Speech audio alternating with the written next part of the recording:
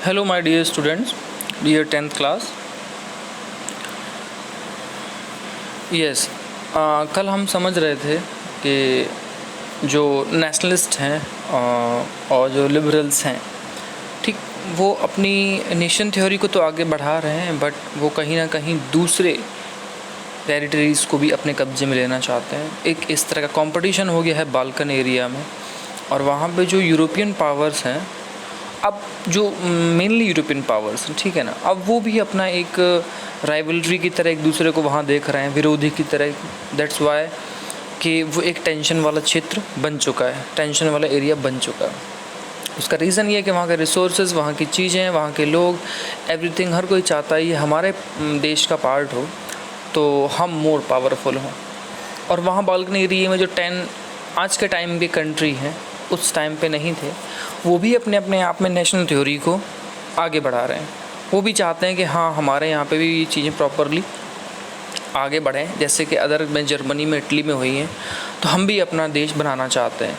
But reason ये था कि वो आपस में इंटॉलरेंट थे, वो एक दूसरे को किसी भी तरीके से देखना या सहन करना पसंद नहीं कर रहे थे, रिलीजियस वाइज हो या लैंग्वेज वाइज हो या किसी भी तरह से। ये वो टाइम था, ठीक है।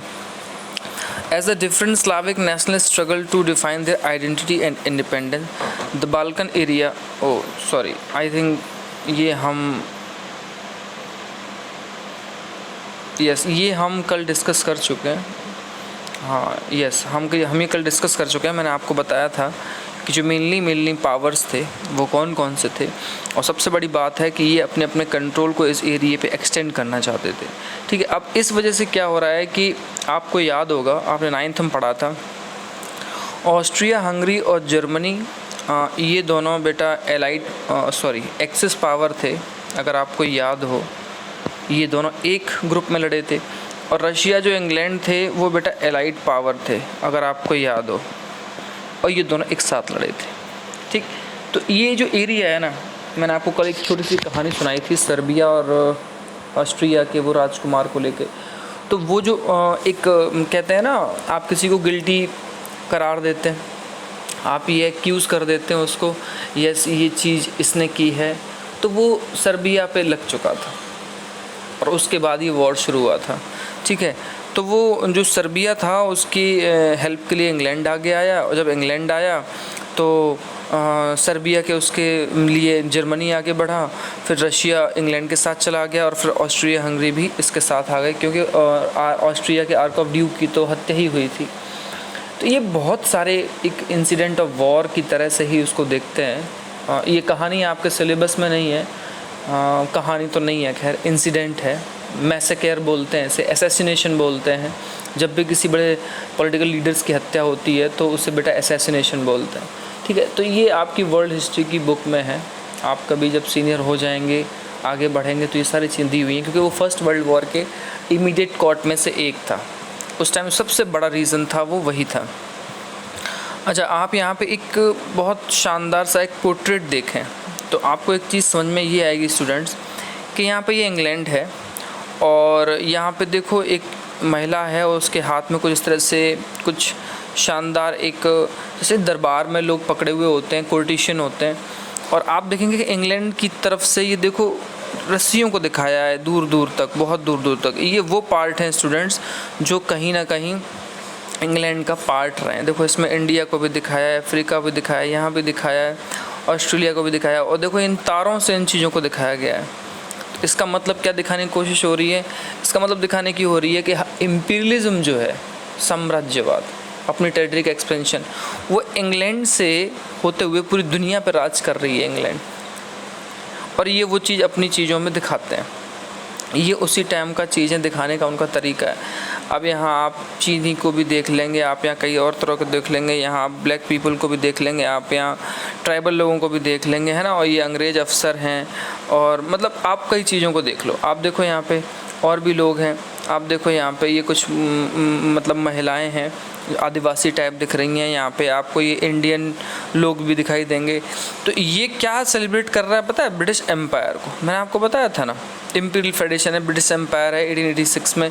तो देखो पूरे वर्ल्ड के मैप के ऊपर इसको दिखाया है, इस देवी को। और ये अपने हाथ में जो पहिया लिए हुए है ना, ये ब्रिटिश का यूनियन जैक झंडा है। और ये देखो इस तरह से अपने आप को गॉडेस एज ए एंजल दिखाने की कोशिश कर रहा है, और दिखाने की कोशिश कर रहा है कि ब्रिटिश पावर उस टाइम सबसे टॉप पे थी, बाकी सब लोग उनके नीचे हैं। पूरी दुनिया पे सिर्फ ब्रिटेन बैठा हुआ है, और उनकी सेवा के लिए, उनके पास आने के लिए और उनके साथ रहने के लिए दुनिया के बाकी सारे लोग खड़े हुए हैं। ये वो चीज़ है, स्लेवरी का टाइम है वो भी दिखा रहा है। तो लिखा है ना, at the top angels show कर रहे हैं बैनर ऑफ फ्रीडम का, जबकि फ्रीडम वहाँ कहीं है नहीं। इन द फोरग्राउंड ब्रिटेनिया, मैंने आपको बोला ना, ये देवी है जो symbol of the British nation, is triumphantly sitting over the globe, globe के ऊपर बैठी हुई है वर्ल्ड के। The colonies are represented through images of tiger, elephant, forest and primitive people. अब ये सब चीज़ें उसी के बेस पे दिखाई, यानी कि सब ब्रिटिश कंट्रोल में है। The domination of the world is shown as the basis of Britain's national pride. अब इस पूरे पोर्ट्रेट में दिखाने की कोशिश की कि पूरी दुनिया पे हमारा डोमिनेशन है, हमारा रूल ज़्यादा है, हमारी टेरिटरी जो है एक्सटेंशन सबसे ज़्यादा है, हम सबसे ज़्यादा चीज़ों को कंट्रोल में किए हुए हैं। तो हम अपने आप को एज अ प्राइड दिखा रहे हैं, ब्रिटिश प्राइड का मोमेंट है हमारे लिए। हम पूरी दुनिया पर राज कर रहे हैं, सभ्यता सिखा रहे हैं। हमने इंग्लिश को स्प्रेड किया हुआ है चारों तरफ, और हम लोगों को सिविलाइज्ड बना रहे हैं। ये इस तरह की पेंटिंग्स उस टाइम पे बना करती थी।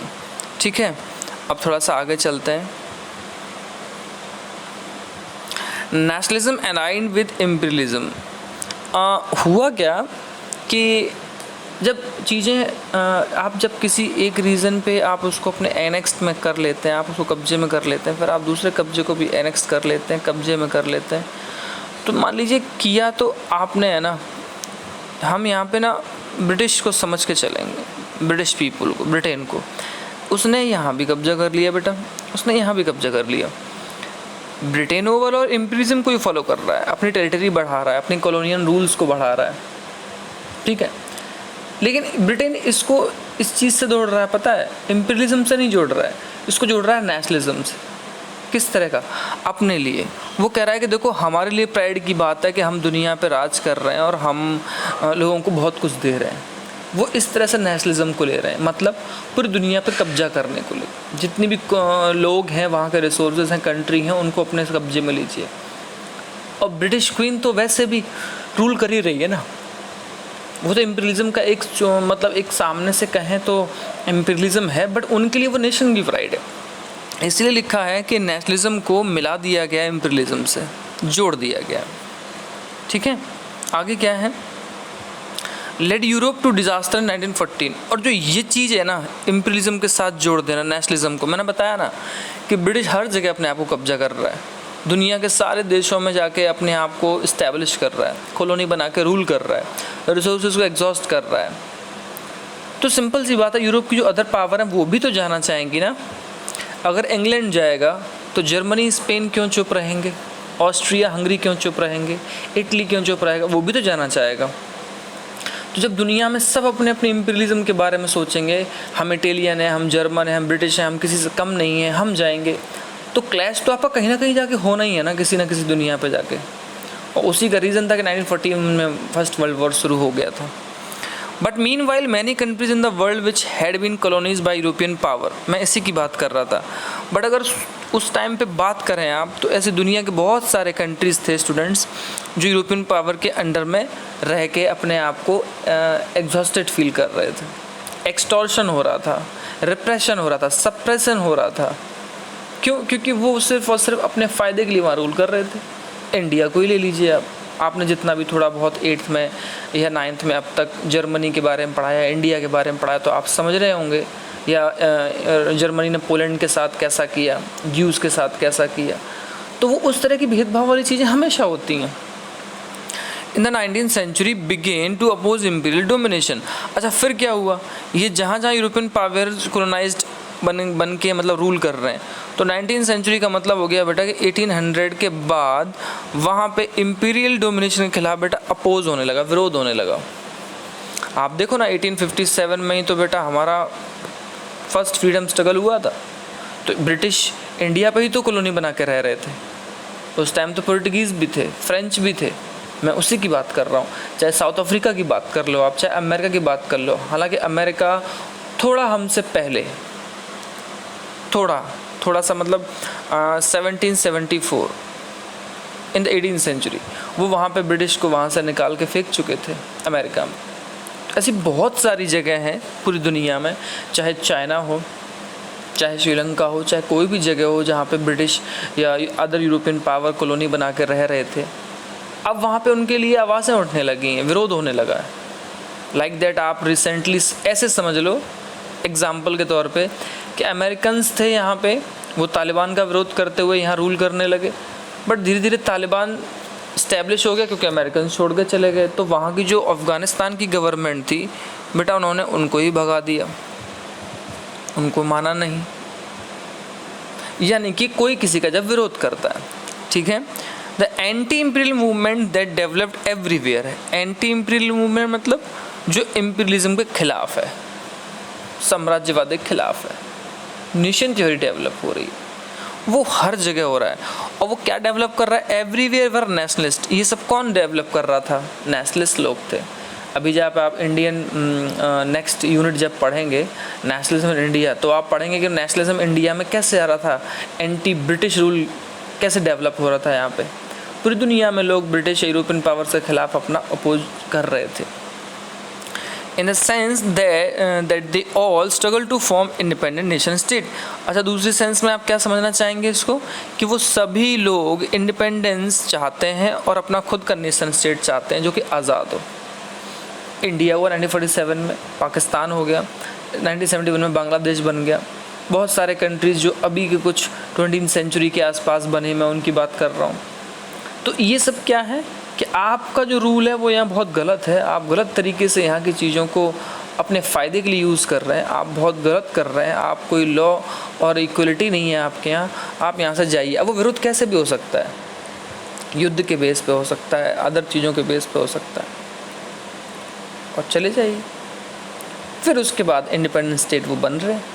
यही तो बाल्कन की प्रॉब्लम थी। जब फर्स्ट वर्ल्ड वॉर हुआ, सेकंड वर्ल्ड वॉर हुआ, हमें कुछ हासिल नहीं हुआ, सारे यूरोप ने देखा, तो आपने देखा ना कि आज यूरोप कितना डेवलप, कितना पीसफुल है। लड़ाई करने के बाद ही चीज़ें समझ में आती हैं। And were inspired by the sense of collective national unity. और ये सब लोग किस चीज़ से इंस्पायर हुए थे? ये तो हम पहले से पढ़ते आए हैं, एक कलेक्टिव नेशनल यूनिटी थी।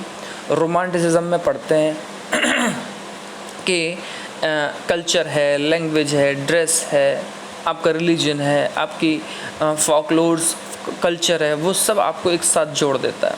आइए हम एक साथ आते हैं और जो कॉलोनियल पावर्स के खिलाफ लड़ते हैं। तो इसी वजह से सब लोग यूनाइट हो रहे थे ना, fogged in confrontation with imperialism.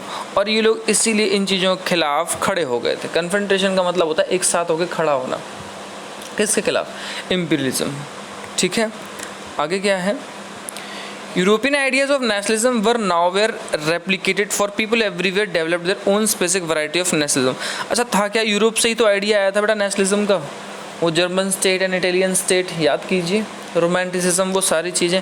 अब वो हर जगह पहुंच तो रहा है, बट लोग भी ना अपने तरीके से भी उस वैरायटी को नेशनलिज्म में जोड़ रहे हैं, अपने तरीके से। ज़रूरी नहीं है जोहान गॉडफ्रीड ने जो कहा हो अपने टाइम पे जर्मनी के लिए, तो वो इंडिया में भी लोग यूज़ कर रहे हो।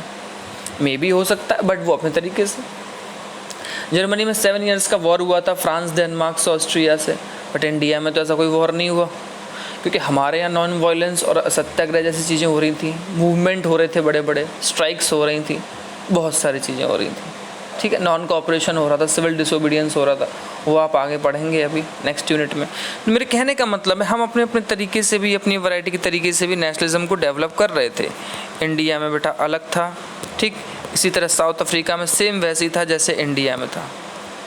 गांधीयन थ्योरी, वो तो अपना एंथम पढ़ चुके हैं। But the idea that society should be organised into nation state. अब लेकिन वो जो आइडिया जिससे सोसाइटी ऑर्गेनाइज हो रही है, एक साथ आ रही है, वो कौन सा था बेटा? नेशन स्टेट्स का। Came to be accepted as natural and universal. वो अब हर जगह एक्सेप्टेड किया जाता था, मतलब किया जा रहा था, और यूनिवर्सल था, मतलब हर जगह लोग नेशन थ्योरी को एक्सेप्ट कर रहे थे और अपने अपने कंट्री के बारे में सोच रहे थे कि हमारा अपना खुद का देश हो, चाहे वो रिलीजन के बेस पे लोग सोच रहे हों, चाहे लैंग्वेज के बेस पे सोच रहे हों, या फिर एक दूसरे के साथ एकोमोडेशन से सोच रहे हों, लाइक बेल्जियम। लेकिन हर कोई अब नेशन स्टेट्स के बारे में सोच रहा था। तो शुरुआत हुई थी the rise of nationalism Europe, और बेटा ख़त्म भी उसी पे हुआ है। किस पे?